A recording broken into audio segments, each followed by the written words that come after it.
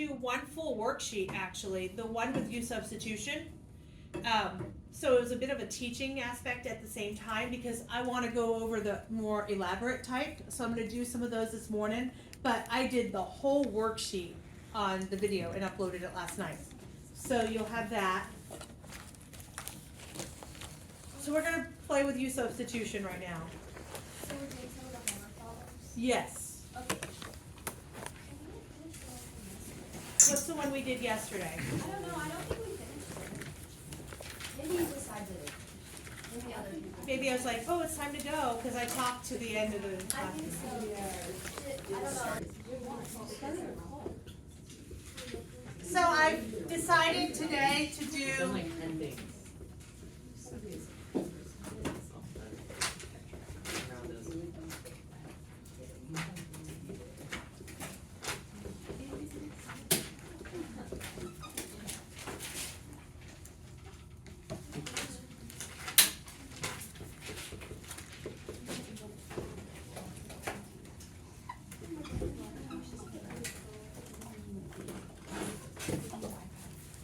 So this one is only worth 5 points. Some of them are worth 10 points. Some of them are worth much more. I'm going to do this one to introduce it to you. And then I'm going to do another one. This is question number 3. Like I said, I did them all yesterday, but I would like to kind of talk to you guys about these to make sure we're good. All right. So when using U substitution with trigonometric functions, a lot of people go, I'm done because it says trig on it, and they walk away. However, they're really pretty good because they do a good job of kind of guiding you where you should go. Number one, they give you what you need to do. Ultimately, your big job here is to convert everything that has an X in it into something that has U's only, okay? So when I'm using this, I hope you recognize right from the very top that 1 plus 3 tan of x is right here. So the first thing I'm going to do is I'm going to start just to rewrite. So in this case, I would have the square root of u. Are we okay? The next thing that I'm going to do is I am always going to recognize eventually I'm going to have to take a derivative of this u to kind of work my way into the dx. So that's the next step with when I am working with trig functions, because oftentimes it gives me more than I need as far as the rest of the stuff. So let's go ahead and see what I mean. I'm going to find the du over dx of this thing. So what is the derivative of the number 1? 0. Good. What's the derivative of 3 tangent of x? 3 secant squared. So 3 secant squared of x. And once again, I am 100% trying to take this thing out of x's into u's only, okay? So what I'm going to do is I'm going to solve for dx because I know I need to plug in whatever dx is. So the next thing I'm going to do is I'm going to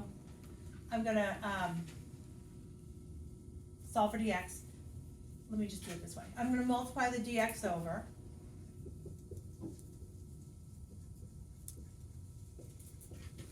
All right. Every step that I make, I'm going to eye what I have over there to see if potentially that could help me over here. All right. So if I'm looking at this, do you agree?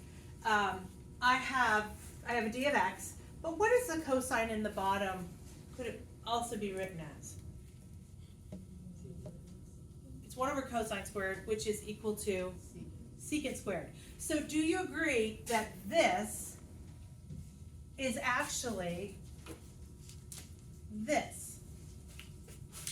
Does that make any sense whatsoever? Let's see if you can wrap your head around that. This right here, dx over cosine squared, is the same thing as secant squared times dx. No, yes.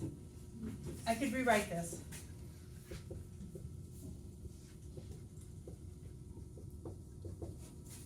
Is that better? What's the only thing that's like sticking out like a sore thumb that doesn't belong? The 3. So what can I do with that? I can divide it over. So I would have du over 3 is equal to secant squared x dx, or dx over cosine squared. Are you guys cool with what I just said? No, yes, it's like silence, making me nervous. Miss Kay, Yeah. can you explain the second part, like how the cosine squared x is the secant squared x? The reciprocal identities, so cosine is equal to 1 over sine, and, what's the other one? Sine is equal to 1 over, that's not right. Cosine is equal to 1 over what? Cosine and secant, right? So 1 over secant, and then sine is equal to 1 over cosecant. So those are the ones that we really kind of need to know, that these are reciprocals of each other. So cosine is 1 over secant, secant is 1 over cosine. These are ones that you kind of have to know. Does that make good sense or not? So when I see the word secant, regardless if it's squared or not, I know secant has a relationship with cosine. So if it's secant squared, that's the same thing as 1 over cosine squared. Did that help? Yeah. Okay. So this whole thing can be rewritten as what? Du over 3. Right? So this whole thing is really du over 3. So right here, I'm going to put du over 3. Is that a yes or a no? Yes. Yeah. Was the reason for doing that to get rid of the cosine in the denominator and still put in terms of u instead of like doing dx and then the cosine squared? Mhm. Okay, so you just, You're not going to get cosine squared from any other method. okay. So that's the method of getting it. You have to, that's why I'm saying, change what's obvious first, and then take the derivative, because oftentimes it's what you need. And only when it's the trigonometry. Yeah. And then the last thing I need to change is my a and my b. Right now, there's 0 to pi over 4. That's in terms of x, but I need them to be in terms of u. So how do I go about finding it from 0 to pi over 4? To change from x to u. Put the negative Into here, right? So u is equal to 1 plus 3 tan of pi over 4, and u is equal to 1 plus 3 tan of 0. What is the tan of pi over 4? 1. 1.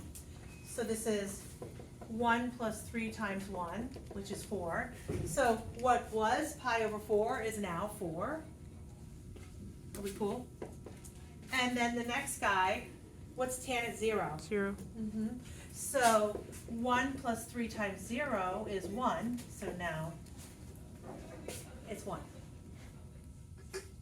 Now, have I made something that was rather ugly, really ugly, become something that's not so bad to integrate? Yeah? Instead of having the square root of u, how could you rewrite it? 1/2. U to the 1/2. So I have from 1 to 4, u to the 1/2, and then du. And what can I do with that 3 that's in that denominator? I can pull it outside as a what? 1/3, 3 to the negative 1. Either one, right? Is that integratable in a nice way? Like, what's the integral of u to the 1/2? Over, yeah. So 1/3 goes for the ride. It's u to the 3/2 over 3/2 from 1 to 4. That is splendid compared to trying to take an integral of this jump. Right?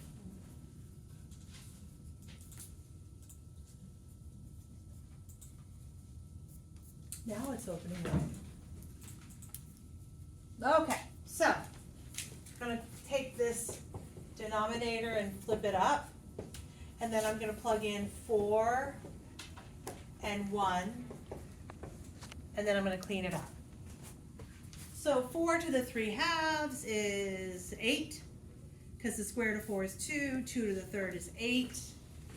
So this is 8 minus 1, and this is 2/9.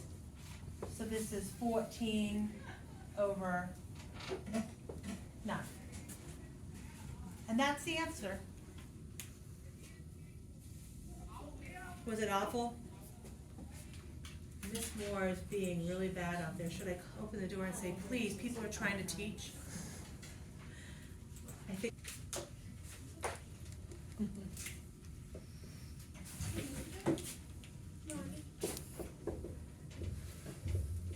That? Is it for A-level? Mhm. Okay, I'm gonna look, that's funny.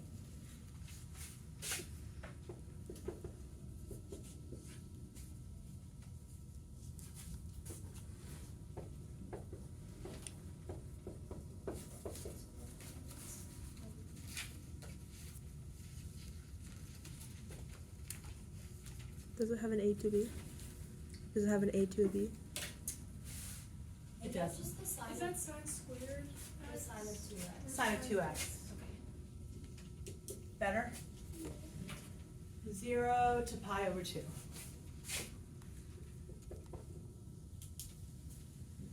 Okay, what's the obvious first step? Make the 4 minus 3 cosine of the u on the bottom there. So the square root of u. Good. Obviously first step. What should be my next step? Do what? I would derive. I would find du over dx. Okay, the derivative of the number 4 is 0. And what's the derivative of minus 3 cosine? Negative. Negative 3. Would be The derivative of cosine is what? negative sign. So positive, right? Yeah.